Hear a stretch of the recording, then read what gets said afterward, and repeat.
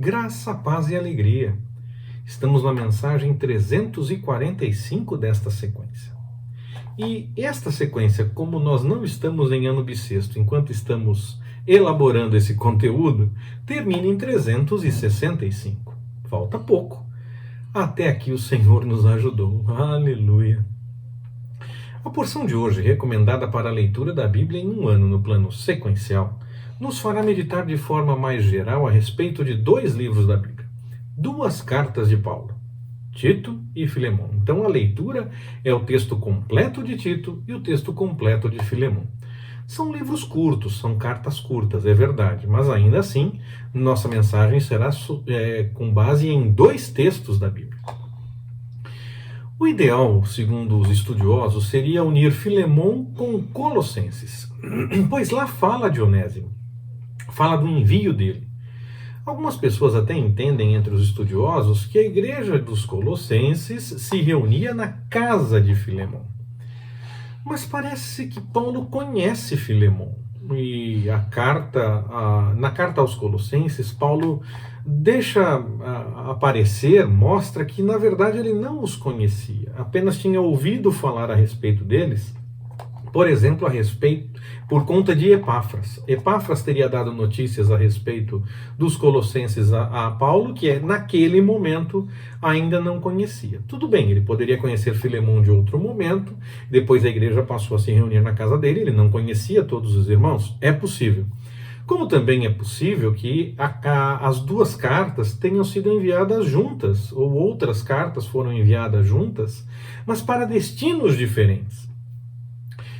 Ou ainda, até mesmo, é possível que Onésimo tenha permanecido com Paulo durante um tempo, tenha ido levar a carta aos Colossenses e voltado para permanecer com Paulo mais um tempo e depois seguiu para Filemão. Até tenho uma visão que me parece mais acertada, mas essas que eu apresentei não mudariam o contexto da carta. E outras tantas possibilidades que os estudiosos podem apresentar, eu ainda não encontrei possibilidades que mudassem o contexto do texto realmente. Há situações, como na questão do trato com as mulheres, que observar a questão da cultura, o contexto da carta, pode nos dar um entendimento diferente a respeito do que está sendo apresentado. Mas no caso de Filemão, Colossenses e essa coisa toda, a data, o tempo que Onésimo permaneceu com Paulo e todas essas coisas não mudam o conteúdo e não mudam a possibilidade interpretativa do que os textos apresentam. Então, ainda que haja uma visão que me pareça mais acertada, qualquer outra pode ser real e não mudaria a possibilidade de interpretação dos textos, qualquer que seja a possibilidade. Então, podemos ver tantas coisas nos livros de estudo, várias informações. Gosto de apresentar essas informações, porque, como eu disse, em algumas situações esses contextos podem nos ajudar a entender um pouco mais o que realmente o texto está apresentando, mas há situações como essa, em que esse contexto não vai alterar o que realmente os textos apresentam. Então, ficamos com os textos. É mais importante observar o que os textos realmente apresentam. Apenas a título de curiosidade sobre os planos de leitura do Compartilhando na Web, nós temos o plano sequencial, que é este que nós utilizamos para esta sequência de mensagens. Temos o plano na ordem cronológica, que no Antigo Testamento privilegiamos a sequência de datas dos eventos, tentamos privilegiar nesse sentido. E no Novo Testamento privilegiamos os momentos intercalando Atos dos Apóstolos com o que seriam as cartas do Novo Testamento, o momento em que cada carta é escrita. Algumas são escritas já depois de Atos dos Apóstolos. Tentamos seguir ali a ordem cronológica das cartas. E no plano Novos Convertidos, essa é a curiosidade que eu gostaria de levantar, no Compartilhando na Web, o plano de Novos Convertidos apresenta essa leitura de Tito e Filemão em ano bissexto, dividido nos dias 28 e 29 de fevereiro. Mas, quando o ano não é bissexto, acontece como está na nossa sequência para o plano sequencial, os dois textos juntos, Tito e Filemão. A carta para Filemão mostra Paulo preocupado com a recepção de Onésimo por parte de Filemão. E, ao mesmo tempo, ele confia no entendimento do Evangelho realmente para ir além dessa relação serve-senhor que havia entre os dois. Cada um desempenhava uma função diferente. Mas diante do Senhor, os dois eram iguais, não havia diferença entre os dois do ponto de vista espiritual e do entendimento das coisas do Evangelho. Ainda que cada um desempenhasse funções diferentes, fosse partes diferentes desse corpo de Cristo, mas cada um com uma função diferente, mas os dois trabalhavam para edificar o corpo como um todo. Então cada um tinha uma função na sociedade, mas em Cristo isso eram iguais, independente da função executada. E Paulo chama a atenção disso para que Filemão receba Onésimo como cristão. E ainda que Onésimo pudesse ser punido por ter fugido, ou até mesmo por ter dado algum tipo de prejuízo, Paulo recomenda o amor cristão também nessa questão. Ele recomenda a prática do que nós aprendemos do Senhor e dizemos acreditar, como também se responsabiliza pessoalmente por qualquer possível prejuízo. Algumas pessoas entendem que o prejuízo aqui seria que o escravo fujão teria subtraído alguma coisa da casa de Filemão antes de ir embora e então teria dado prejuízo por conta disso. É uma possibilidade, mas eu não acho ela a mais acertada, não acho ela a única e nem mesmo a mais acertada. A própria lei judaica previa essa questão da venda da própria pessoa como escravo. O escravo não era necessariamente comprado nos mercados, não era capturado e vendido como mercadoria, simplesmente, como aconteceu ao longo da história. Nessa época havia já um pouco disso, mas não era em todos os casos que acontecia isso. Povos subjugados acabavam muito sendo vendidos como escravos. Sim, isso acontecia. Mas não era tão frequente, não era a única forma de se tornar escravo, de se tornar servo. Havia a possibilidade da própria pessoa se vender para que ela pudesse, com o trabalho dela, pagar uma dívida e ter, no mínimo, o sustento necessário para poder continuar a sua vida. Então, é provável que Onésimo fosse servo de Filemão dessa forma. Ele teria se vendido como escravo para ter o sustento, mas não aguentou o trabalho e preferiu fugir. É provável. É provável que Filemão não tenha comprado Onésimo no mercado de escravos. E o prejuízo aqui seria o fato de que Onésimo deixou de cumprir os deveres que deveria cumprir e que Filemão contava com ele para o desenvolvimento de algumas tarefas. E aí então Filemão teria gasto alguma coisa por conta da fuga de Onésimo, pois teria precisado encontrar outras formas da realização daquele trabalho que Onésimo deveria fazer. Acho mais provável essa possibilidade de prejuízo que Onésimo teria dado a Filemão, que ele deixou de fazer os trabalhos que deveria fazer, e isso só por si só, mesmo que Filemão não encaminhasse os trabalhos de outra forma, pudessem esperar, já seria uma forma de prejuízo. Outra forma de prejuízo numa situação dessa seria ainda ele ter que fazer o trabalho de alguma outra forma, e ele teria outro tipo de gasto que não estaria na conta original se Onésimo tivesse ficado e cumprido com o que estava combinado entre eles. Então eu não vejo apenas a possibilidade de Onésimo ser um ladrão também. Ele pode ter causado prejuízo apenas porque não estava lá para desempenhar as funções que eram o combinado entre eles, entre Filemão e Onésimo. No caso dessa situação toda, se o amor cristão pregado fosse vivido, ela estaria completamente resolvida. Seria recebido, continuariam trabalhando juntos, o servo teria o Senhor em alta conta, obedeceria, e o Senhor trataria como irmão na fé aquele que era o servo, e não apenas como um escravo simplesmente, e todos poderiam desempenhar as suas funções e cumprir com os seus papéis adequadamente. E para nós, então, fica esse exemplo.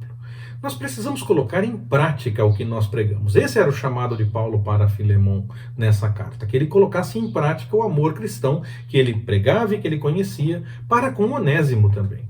Então nós devemos ter esse exemplo e colocar em prática esse amor que nós dizemos que acreditamos, que nós pregamos para as outras pessoas e todos os outros pontos referentes ao cristianismo, para que as coisas possam sim ter uma solução com base na palavra do Senhor, com base no que o Senhor realmente tem para nos apresentar e que nós venhamos a viver de acordo com o que aprendemos do Senhor. Tito era um apoiador de Paulo. Havia muita confiança entre Paulo e Tito, e o apóstolo, inclusive, tinha dado uma tarefa para Tito. Ele deveria estabelecer algumas igrejas para orientar adequadamente o povo. Muitos pregadores itinerantes eram recebidos nas comunidades de fé, nas casas das pessoas onde as comunidades se reuniam, e nem todos falavam exatamente o que o Evangelho tinha para apresentar. Alguns talvez partissem sim de um ponto que o Evangelho apresentava, mas misturava, por exemplo, com assuntos do judaísmo, os da circuncisão. Essas pessoas eram sérias muitas vezes, alguns nem tanto. O próprio texto de Atos revela que muitos não seguiam as coisas que estavam cobrando dos outros que deveriam seguir, mas alguns seguiam. E esses eram sérios no que eles seguiam e falavam daquilo que eles realmente acreditavam e seguiam. Não eram todos que simplesmente cobravam os outros e não faziam. Alguns faziam. Eles eram sérios, mas não estavam indo de acordo ainda com a vontade do Senhor. Eles estavam dando um ensinamento um pouco diferenciado, misturando coisas. Talvez partisse do ponto de vista do cristianismo, mas misturava coisas. Outras coisas que poderiam ser misturadas eram coisas do paganismo. Partia de um ponto de vista cristão, mas misturava com o paganismo. Ou quem sabe juntava o ponto de vista cristão inicial, que dava uma certa sustentação e chamava a atenção, porque quando é heresia completamente é fácil identificar. Mas quando tem ali um ponto de partida que parece acertado, mas aí começa a misturar outros pontos, é mais complicado. Aí misturava judaísmo, misturava paganismo, talvez separadamente, ou talvez tudo junto, misturado, tudo completamente misturado, realmente podia acontecer também isso. Quem sabe uma heresia completa que alguns até acreditavam, parecia que fazia sentido, mas não tinha a menor coerência com o que realmente a palavra nos ensina. Então, isso tudo, essa mistura toda, é a famosa doutrina de Balaão, que vem desde o Antigo Testamento, desde Números, quando nós lemos. Ela misturava tudo. Podia até parecer certo em algum momento, poderia ter um ponto de partida acertado, mas no fim, o caminho era uma grande heresia, porque um pouco de fermento errado leveda toda a massa. Nesse caso, um pouco de heresia faz com que tudo, mesmo que o ponto de partida seja certo, faz com que tudo seja uma grande heresia, seja um outro caminho qualquer. Todos os cristãos deviam dar exemplos, dar testemunho realmente do que pregavam e de viver de acordo com a palavra. Muito mais aqueles que lideravam o povo. Sempre o líder tem que ter mais responsabilidade. Mas essa é uma responsabilidade de dar testemunho, não é apenas para os líderes. Eles são mais chamados a isso, sim, devem tomar mais cuidado com relação a isso, porque um erro de um líder pode chamar mais a atenção que um erro de uma pessoa que simplesmente senta no banco, isso socialmente. Mas diante do Senhor, o erro de um, o erro do outro é erro. Então, não importa se está em posição de liderança ou não. Socialmente pode chamar mais atenção se o erro for de um líder, é verdade. Então, esses têm que tomar mais cuidado. Mas diante do Senhor, todos são chamados a tomarem cuidado. Ainda que haja funções sociais que cada um desempenhe na sociedade, nós vemos que os cristãos devem se preocupar sempre com um bom testemunho, com praticar realmente a palavra que aprenderam. Até para que, se alguém vier falar alguma bobagem, acabe confundindo argumentos entre verdadeiros e falsos. E a pessoa possa se confundir no meio do que está observando, porque alguém falou uma coisa, mas ela vem e vê outra, então há uma certa confusão nesse sentido. A difamação pode realmente acontecer. Alguém pode interpretar errado o que nós estamos fazendo e manter a interpretação. Alguém pode simplesmente inventar qualquer história a nosso respeito e as pessoas acreditarem a partir de uma mentira completa mesmo, e não de uma interpretação errada, mas de uma mentira completa, de qualquer forma, quer seja uma interpretação errada, quer seja uma mentira completa, que se as pessoas fizerem isso, façam de fato isso, e não observem o nosso testemunho ruim, o nosso testemunho errado, que elas estejam então equivocadas ou estejam mentindo completamente a respeito da nossa ação e não tenham razão, dizendo algo que nós realmente estamos fazendo contra a palavra do Senhor, que não estamos vivendo um testemunho adequado, que aí possamos ser bem-aventurados por buscarmos realmente a vontade do Senhor. Mas se houver algo que as pessoas estejam falando e nós realmente estamos no caminho errado, devemos corrigir o mais rapidamente possível. Obedecer e orar pelas autoridades é algo básico para o cristão. Acontece que obedecer não é dizer que concorda com tudo que a autoridade está defendendo. E muita gente acaba errando nisso, porque apesar de não concordar, prefere dizer que concorda porque está debaixo de autoridade. Outra coisa também que acontece é que as pessoas tentam mostrar com ações que não concordam, então vão completamente contra o que a autoridade define para mostrar que realmente não concorda. E esse caminho é igualmente errado do ponto de vista bíblico. Os exemplos que nós temos na Bíblia que mostram a possibilidade de ir contra a autoridade e estar certo nessa ação de ir contra a autoridade são aqueles que mostram a autoridade indo contra Deus. Mas quando a decisão é sobre qualquer assunto que não ataque diretamente o nosso relacionamento com o Senhor e a nossa forma de agradar a Ele, nós obedecemos à autoridade. Ah, mas então, se disser que eu não posso ir para a igreja, está indo contra, né? Não, a Bíblia diz que eu posso fechar a porta do meu quarto. Nós temos a possibilidade da reunião online, e cada um num lugar e ainda assim mantendo comunhão. Paulo mantinha comunhão com os irmãos escrevendo uma carta. Então nós temos outras possibilidades. Se disser que eu não posso cultuar, aí a coisa fica diferente, como aconteceu com Daniel. Não era para orar ao Senhor de forma alguma. Aí é diferente. Mas o fato de eu não poder ir a um lugar, não é neste lugar ou naquele. Se aquele lugar fosse sagrado e fosse o lugar da minha fé e fosse assim que o Senhor tivesse definido, aí não me permitir ir até aquele lugar seria sim uma afronta. Mas não é o caso entre nós cristãos. Então, quando a autoridade não atenta diretamente com o nosso relacionamento com o Senhor, nós obedecemos, ainda que não concordemos com tudo. Mas nós obedecemos. E sempre oramos pela autoridade, para que ela realmente possa discernir melhor e fazer a coisa da melhor forma, de acordo com a vontade do Senhor. Para que no mundo espiritual, na batalha que acontece, nós possamos mover na direção da vontade do Senhor.